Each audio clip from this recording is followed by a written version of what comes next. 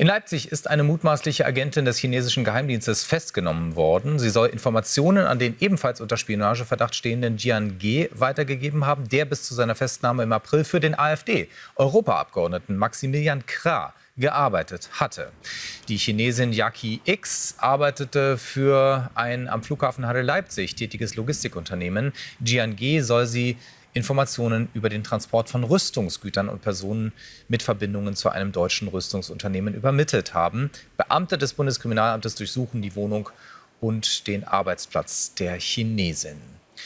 Das wollen wir uns noch mal genauer anschauen. Lutz Stordel ist für uns im Landeskriminalamt in Sachsen. Ja, also Lutz, welche Einzelheiten sind dann noch bekannt zu diesem ja etwas bizarren Fall?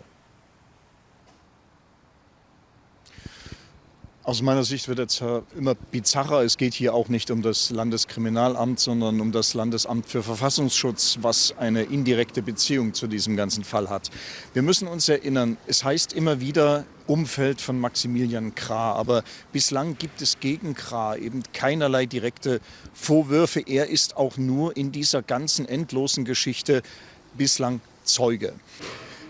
Jian Ge, der diese Informationen der Chinesin bekommen hat, der war Mitarbeiter von Maximilian Krah in dessen Europabüro. Die Vorgeschichte ist aber wirklich bizarr. Also die beiden hatten sich hier in Dresden kennengelernt, hatten eine Firma, die sie eine Zeit lang zusammen betrieben haben.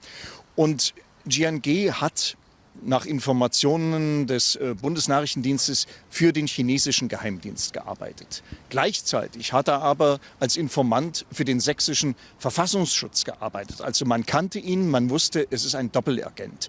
Zu dieser Zeit war Jian Ge Mitglied der SPD.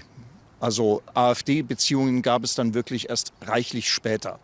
Und als er ihn dann mit nach Brüssel genommen hat, hat der Verfassungsschutz Krah nicht gewarnt und hat gesagt, oh, wenn Sie mit Rüstungsgeschichten zu tun haben, das ist eine sensible Person. Nein, da gab es keinerlei Informationen. Er hat ihn mitgenommen. Krah selbst behauptet bis heute, davon allem nichts gewusst zu haben.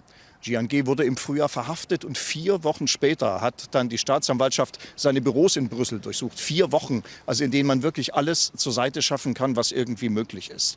Und nun muss man abwarten. Also die Chinesin ist jetzt auch verhaftet. Es geht wieder um Protokollierung von Rüstungstransporten. Was am Ende wirklich rauskommt, müssen wir abwarten. Aber es ist offenbar wieder nur ein kleiner Baustein in dieser unendlichen Geschichte, in der immer wieder der Name Krah auftaucht und gegen den wegen Vorermittlungen zur Prüfung eines Anfangsverdachtes ermittelt wird. Also das ist wirklich eine sich ewig ziehende Geschichte, Ende noch offen.